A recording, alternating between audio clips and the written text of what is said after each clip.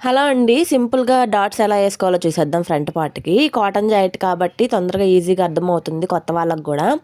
Silk జాకెట్లకైతే ఇప్పుడు నేను చూపించినట్లుగా అయితే లెగ్స్ అయితే నుంచోవు.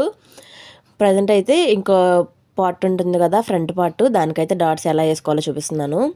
షోల్డర్ దగ్గర కొంచెం ఈక్వల్‌గా చూసుకోవాలి. చూసుకొని కింద డాట్స్ కలిసాయా లేదా అని చూసేసుకోవాలి. చూసేసుకున్న తర్వాత చెస్ట్‌ని బట్టి అయితే కొలత మారిపోతుంది. 2.5 గాని, 2.25 గాని తీసుకోవాలి. ఇక్కడైతే నేను 2.25 అయితే తీసుకుంటున్నాను. కొంచెం చెస్ట్ ఎక్కువ ఉన్న దాన్ని బట్టి అయితే మనం మార్కింగ్ అనేది పెరుగుతా ఉంటుంది, తగ్గుతా వస్తది. ఇప్పుడు కాజా పట్టీ వైపు 2.25 అయితే పెట్టేసుకొని ఏసుకోవాలి. లేదంటే 2 ఇంచులైనా పెట్టుకోవాలి. ఇప్పుడు రెండిటిని కలిపి మనం కార్నర్‌లో సంక కార్నర్ ఉంటుంది కదా! దానికి సమానంగా అయితే పెట్టుకోవాలి. కొంతమంది కింద డాట్‌ని బట్టి ఏస్తారు. కొంతమంది కాజా పట్టి, ఉక్స్ పట్టి ఉంది కదా! అక్కడేసిన డాట్, కింద ఏసిన డాట్‌ని బట్టి కూడా ఏస్తారు. నేనైతే ఆ 2 కలిపి ఈక్వల్‌గా సంక దగ్గర సమానంగా పెట్టుకొనైతే వేసేసుకున్నాను. కొన్ని జాకెట్లు గమనిస్తే డాట్స్ అనేవి కొంచెం తేడాగా ఉంటుంది. కొన్ని డాట్స్ అనేది నార్మల్‌గా మనం ఎలాగేస్తామో అలాగుంటాయి. అది కొంచెం గమనించుకోండి. ఆది జాకెట్‌ని బట్టి డాట్స్ అనేవి వేసుకుంటే చాలా బాగుంటుంది.